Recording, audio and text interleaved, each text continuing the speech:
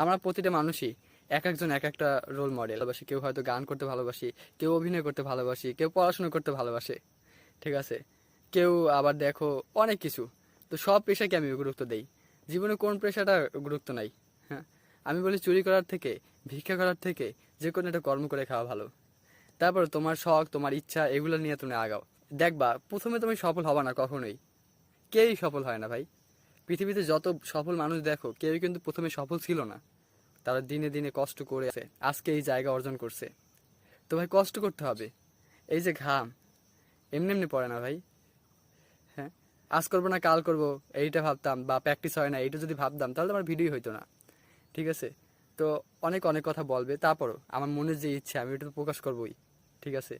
তুমি ক্যামেরার পিছনে যে কতটা কষ্ট করতেছো, কতটা এফোর্ট দিতে আসো, এটা কেউই ভাববে না বা কেউ বুঝবেও না, ঠিক আছে? তোমার কষ্ট তুমিই বুঝবা। তো কারো কান কথায় ডিমোটিভেট হয়ে কোনো কাজ নাই, ঠিক আছে? নিজেকে মোটিভেট করো, নিজেকে সামনের দিকে আগাই নাও। এক ধাপ আগাও, দুই ধাপ আগাও, তারপর 5 পা আগাও, 10 পা আগাও, এভাবে আগাই যাবা জীবনে। আর যদি যত স্লো হবা ততই স্লো হইতে থাকবা। তো জীবনে সবকিছু করার একটা লক্ষ্য থাকতে হবে। আর তোমার আগামী 30 দিনে একটা প্ল্যান থাকতে হবে যে আমি আগামী 30 দিনে আমি এই জায়গায় উঠবো। তারপর আগামী 6 মাসে আমি আমাকে এই আরো এক ধাপ আগাই নেব, তারপরে আরো 1 বছরে আমি আরো এক ধাপ আগাই নেব। তো ধাপে ধাপে আগাও, কেউ একবার আগাইতে পারে না ভাই।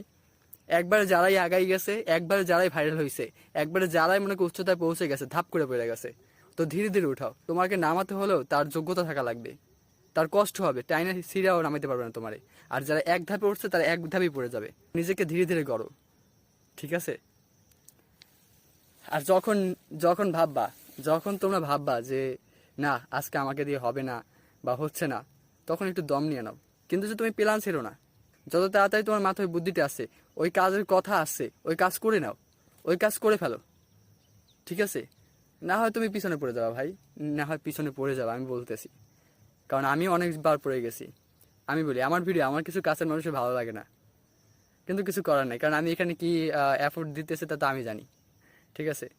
তারপর আমার এখানে কি নাই বা আছে আমি ওইটা দেখাই না, ক্যামেরা আমি যতটা সম্ভব শো করি যে হ্যাঁ আমি পারতে আসি বা করতে আসি, এইটা আমার কাছে ভালো লাগে। আর তারা যে বলতেছে যে ভালো লাগে না, এই জন্য আমার কিন্তু কাজ আরো স্পা বাড়ে, ঠিক আছে? কাজ করার মনোযোগ আরো বাড়ে, যে না ভালো লাগে না, কারণ আমি আরো ভালো লাগাবো, আরো ভালোভাবে করবো।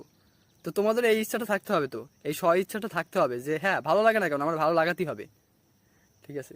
জীবনে অনেক কিছু করতে হলে অনেক কিছু স্যাক্রিফাইস করতে হয়, কিন্তু যে এমন স্যাক্রিফাইস করো না যে শেষমেশ পস্তাতে হয়, ঠিক আছে? আগামী 3 বছর, আগামী 1 বছর, আগামী 6 মাসে, আগামী 1 মাসে তুমি তোমাকে কোথায় নিয়ে পৌঁছাবা, এইটা তোমার তুমি ছাড়া কেউ ভালো বলতে পারবে না, ঠিক আছে? তো নিজেকে গড়ো।